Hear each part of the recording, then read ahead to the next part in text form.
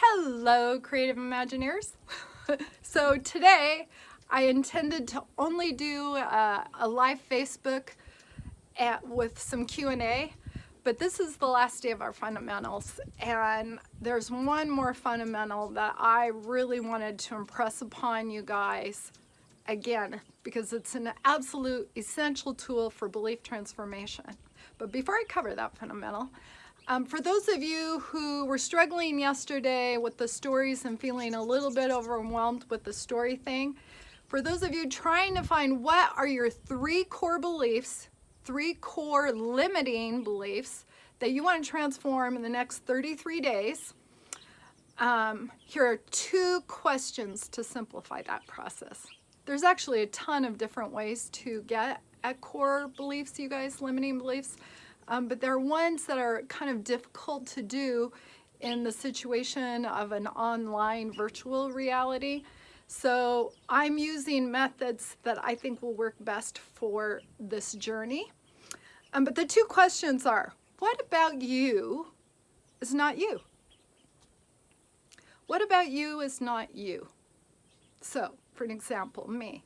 One of the examples for me is what isn't me, and I don't believe I was made to be this way, but I tend to forget everything.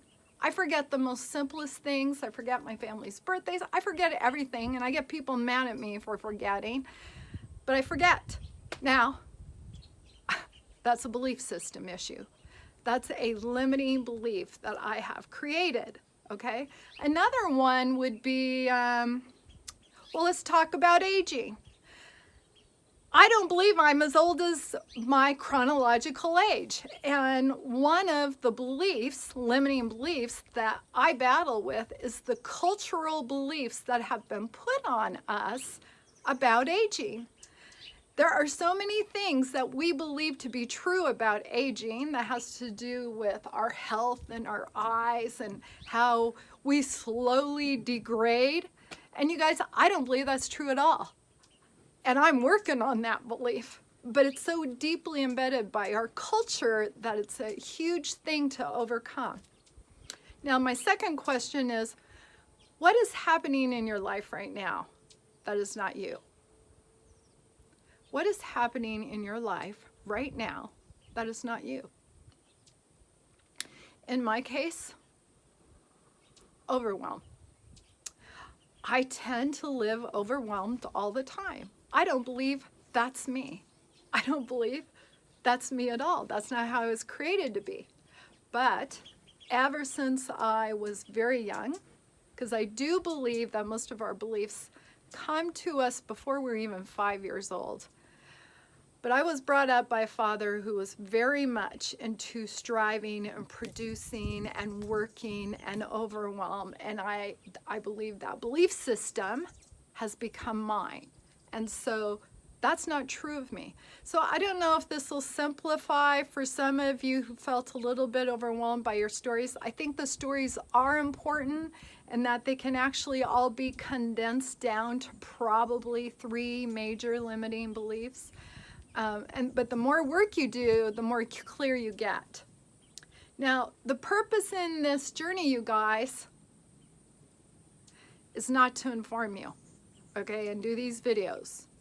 It's to transform you, to set you up with tools for a major creative metamorphosis in your life. All right? Now, if you just watch these videos, you're only getting informed. You need to do the work for the transformation. And I know I'm beating that over the head and probably will some more. But before I go on with the last fundamental, I want to revisit my favorite metaphor, the iceberg. Now, if it's true that our beliefs are stored in our subconscious, and it is, and if it's true that our beliefs are primarily, and almost like 99%, a result of our past experiences with all the emotions and expectations attached, which it is, and if neuroscience says 97% of our lives are designed and come out of our subconscious, what does that mean? Well, what it means is we are living by default. that we live out of our subconscious, our beliefs, that's our past experiences. In other words, we live out of our past rather than out of a vision out of the future. So even if we're setting goals, our subconscious belief is still living out of the past. So what do we need to do? We need to live a life by design rather than default. And one of the struggles, one of the battles in this is we live in a culture that is deeply rooted in physical reality, conscious mind thinking, rationalism, deeply rooted in rationalism. How do we break free of that? All right. How do we access a different realm, the spiritual realm, the imaginal realm, and create a way of escape by transforming our beliefs? That leads me to the fundamental we're going to talk about today. And you guys have heard about this one in the previous journey, but you're going to hear it again. And that is the essential tool of journaling, the power of journaling. In the last journey, I gave you guys a link, and I'll probably put it in here again, to Roger Hamilton, who was showing his visual journaling and how his journaling was a major key to his success in life. And that was a powerful one for you guys. I want to embed in you even more deeply the power of journaling.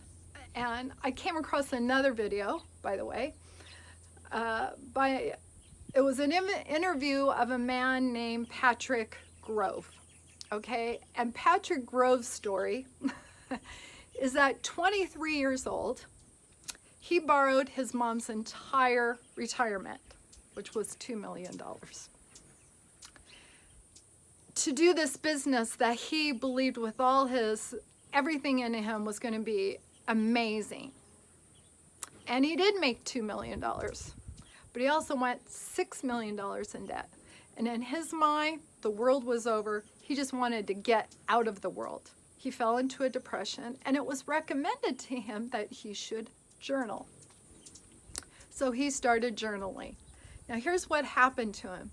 He said when he first started journaling, it was very much like I have taught you guys how to journal in the previous journey, where we composted, meaning stream of consciousness writing, just writing everything that comes to mind and doing a brain dump, vomiting out all our negative emotions and negative thoughts and everything and getting it all out.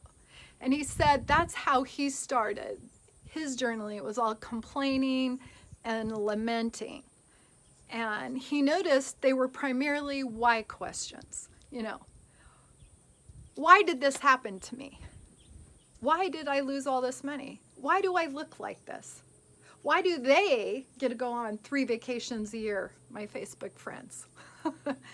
And they were all these why questions, but he noticed that over time, his type of journaling transformed. And it transformed from why questions to how questions. And he started to have fun, he said, with his journaling. And instead of asking, why do I not get to do vacations? How can I take 3 vacations a year? How can I look different than I do? And what was amazing was he started really having fun with it. Well, one day he decided rather than watching Netflix or YouTube videos or, you know, doing Facebook, he would go to a cool cafe, sit down with his journal and have some fun. And the question he asked himself that day was, how, and he thought this is real cheeky, but you know, nobody knows because it's in my journal. So I can be crazy and cheeky here if I want. And he asked, how can I make 100 million in 12 months? Now he said, I had no clue how I was going to do that. No clue at all. But I thought it'd be fun. And as he did that, he said it took lots of journaling, and he didn't make 100 million in 12 months. But he did make 100 million in 4 years. And he believes it had everything to do with his journaling process. And that journaling process became a ritual for him, a non-negotiable ritual. In fact, he showed his calendar on his phone to the interviewer. And he said, "What do you see here?" And the interviewer said, "Well, I see 10 BN session, 10 BN session, 10 BN session. It's all over on your calendar." He goes, "What does that mean?" And Patrick Grove said, "Well, you know, it takes as much genius to solve a little problem as a big problem." So he thought, "I'm going to just have some fun." And he said what 10 BN session means for fun is he wants to figure out how he's going to make 10 billion in 2 years. Now, we may not be about money, but my point I'm making is the power of the journaling process. And if the journaling can transform Roger Hamilton and Leonardo da Vinci and Einstein and 100 other people, including Patrick Grove, through the journaling process, what can it do for belief transformation?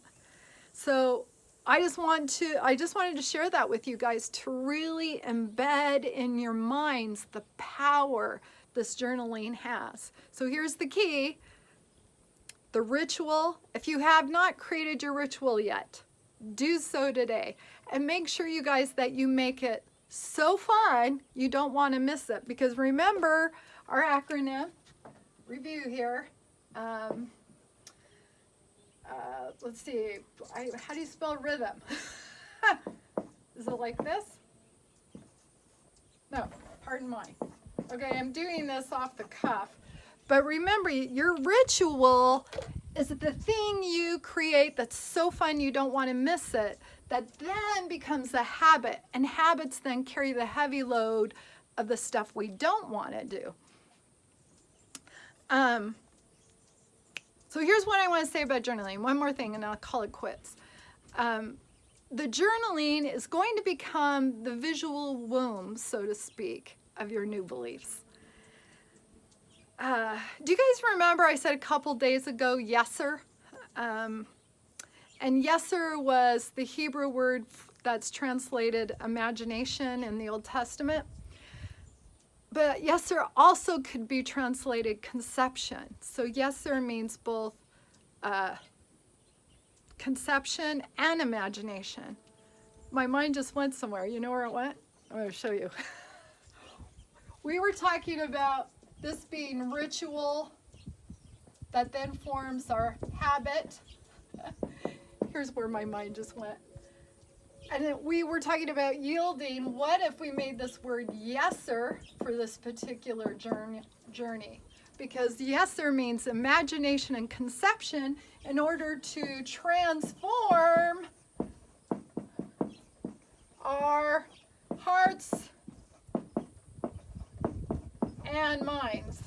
And remember, you guys, the subconscious is the heart, is the subconscious, is the heart, is the subconscious. And when we transform the heart, the subconscious, it transforms our physical reality and our mind, particularly our mind first and then our reality. So, boy, I'm all over the place. So the journals are going to become the womb for all your new beliefs, for health and for relationships and for prosperity and abundance. And it's going to become the womb of living your life by design rather than by default. So if you guys haven't created your ritual, today's the day to do it. Make sure to make it so fun. You don't want to miss it. And also to work on finding those 3 beliefs. Okay? Now tomorrow is your weekend. And if you recall from our first journey, weekends are all about 2 things: rest and play. And that's what they're going to be about for this next 33 journey as well. But I am going to send you just a very, very short email tomorrow for an idea for play. And other than that, I will see you Monday. I love you guys. Have a fabulous weekend. Find those 3 core beliefs that you're going to transform your life. And I bless you in your endeavor. Love you guys.